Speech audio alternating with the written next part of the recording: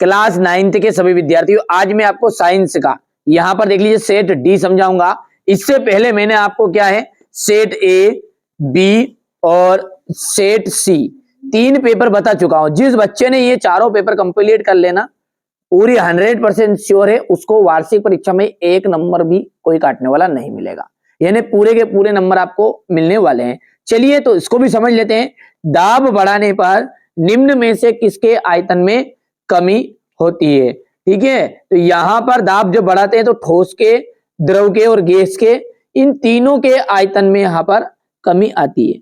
2 या 2 से अधिक परमाणुओं का जो समूह है, ठीक है, 2 या 2 से अधिक परमाणुओं का समूह कहलाता है आपका अणु। चलिए, एक तत्व की परमाणु संख्या केंद्रक में स्थित किसकी संख्या के बराबर होती है? तो होती है प्रोटॉन की संख्या के बराबर। बांध के जल में स्थितिज ऊर्जा होती है। किसी वस्तु की कार्य करने की जो दर है उसे ही हम क्या कहते हैं? कार्य करने की दर को अपन कहते हैं शक्ति। क्या कहते हैं? शक्ति। चलिए आगे बढ़ते हैं। ऊर्जा का जो मात्रक होता है, ऊर्जा का, है ना, तो ऊर्जा का जो मात्रक होता है वो क्या है आपका? यहां पर ऊर्जा का मात्रक होगा जूल, और कार्य का मात्रक भी जूल होता है ना, ध्यान से देखिए, क्योंकि कार्य करने की क्षमता को हम ऊर्जा कहते हैं। चलिए आगे बढ़ते हैं, और है आपका एक ही तत्व के परमाणु जिनकी द्रव्यमान संख्या तो भिन्न भिन्न, द्रव्यमान संख्या भिन्न भिन्न होती है। वो कौन से तत्व कहलाते हैं आपके?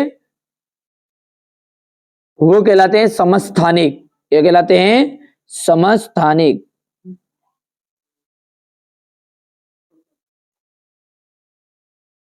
समस्थानिक एक ही तत्व के परमाणु है जिनकी परमाणु संख्या भिन्न भिन्न होती है। सभी जीवों की मूलभूत इकाई है कौन? कोशिका।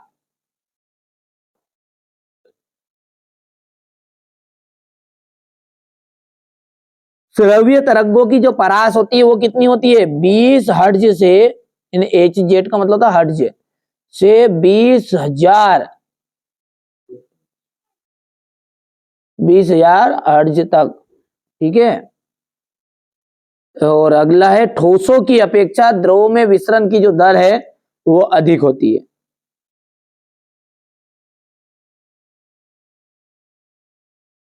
बर्फ का जो गलनांक होता है वो होता है 273 केल्विन। ठीक है, और पदार्थों की में संपीड़ितता का जो गुण है वो गैसीय अवस्थाओं में ज्यादा होता है। चले रेखित पेशी, देखिए जो हमारी रेखित पेशी होती है ना उसको हम कहते हैं ऐच्छिक पेशियां। क्या कहते हैं? ऐच्छिक पेशी। और कार्य करने की जो इकाई होती है उसे कहते हैं अपन जूल। ठीक है, तो ये दोनों ऑप्शन आपको क्या है इधर मिलेंगे, यहां से देख सकते हैं आप। ये आपकी ऐच्छिक पेशी होगी शुरुआत की, और दूसरे का हो गया आपका जूल। वेग में जो परिवर्तन की दर है उन्हें हम क्या कहते हैं? त्वरण कहते हैं। ठीक है, और 20 हर्ट्ज से कम आवृत्ति, इसको थोड़ी देर से लेते हैं। उर्वरक नाइट्रोजन, फास्फोरस और पोटास। ठीक है, ये आपका हो जाएगा 5वां। और तंत्रिका ऊतक, तंत्रिका ऊतक आया न्यूरॉन, और 20 हर्ट्ज क्या है से कम आवृत्ति आपकी अश्रव्य तरंगे कहलाती है। तो ये अश्रव्य तरंग हो गई आपकी। ठीक है भैया, ये चौथा हो गया, और अंतिम ये छठा हो गया। हो गया है। चलिए आगे बढ़ते हैं और अगला देखते हैं। यहां पर से एक वाक्य में उत्तर। कड़कनाथ किस जंतु की नस्ल है? कड़कनाथ जो है मुर्गी की। आत्मघाती थैली किसे कहते हैं? लाइसोसोम को। लाइसो। जड़ों से जल एवं लवणों का संवहन किस ऊतक से के द्वारा होता है? तो ये होता है आपका जाइलम के द्वारा।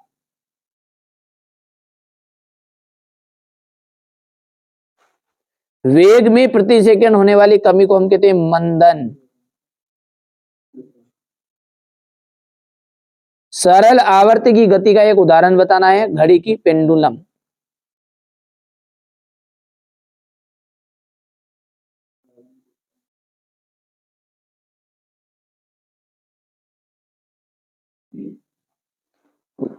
गोखरू, गाजर घास, मोथा, ये क्या है? आपके खरपतवार के उदाहरण है।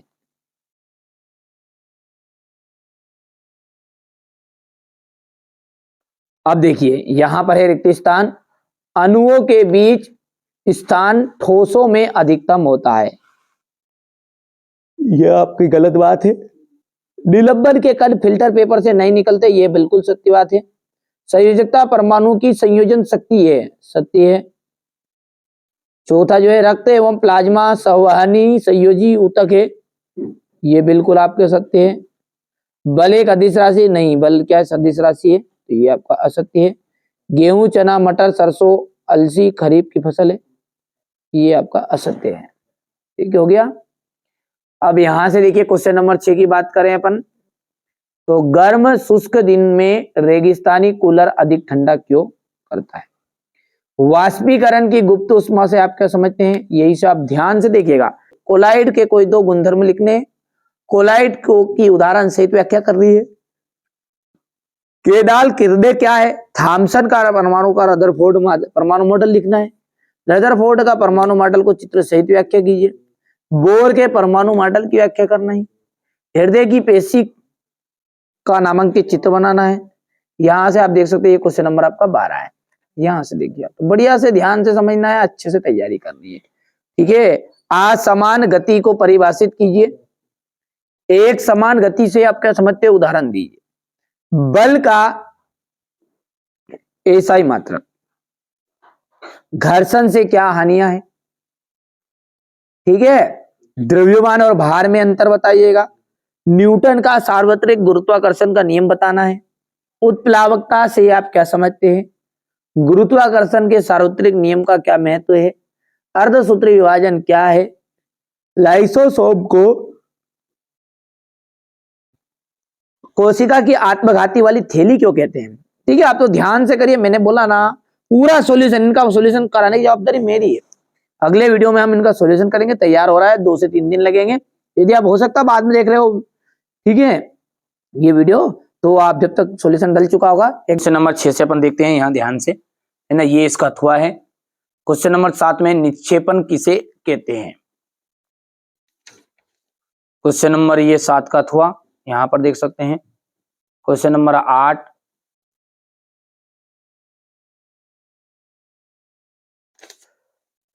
यहां पर अथवा है।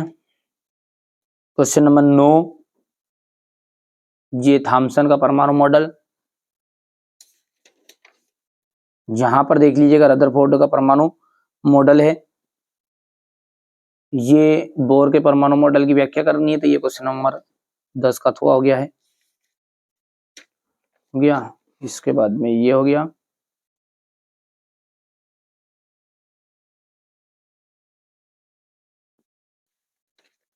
हृदय जक पेशी का नामांकित चित्र। इसके बाद में ये इसका अथवा है।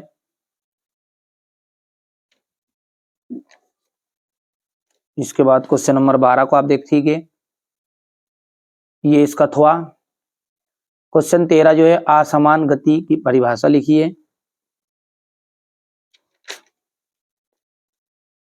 एक समान गति से आप क्या समझते हैं? स्क्रीनशॉट लेते हैं आप, बढ़िया से स्क्रीनशॉट लो, घबराना नहीं है ना। ये क्वेश्चन नंबर 14 है।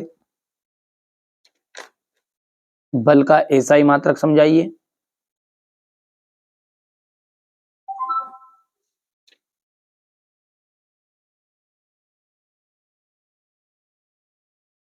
द्रव्यमान और भार में अंतर। न्यूटन का सार्वत्रिक गुरुत्वाकर्षण का नियम लिखिए। उत्प्लावकता से आप क्या समझते हैं? ये इसका अथवा है। अर्धसूत्री विभाजन क्या है?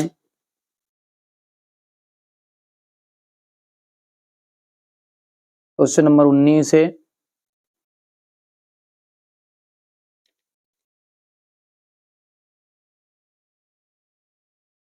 ये यहां से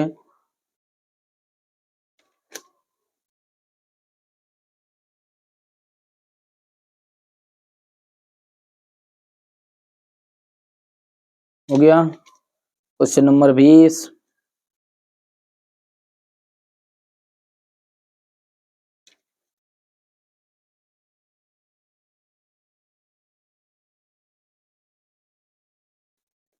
ये क्वेश्चन नंबर 21, अणु और परमाणु में अंतर।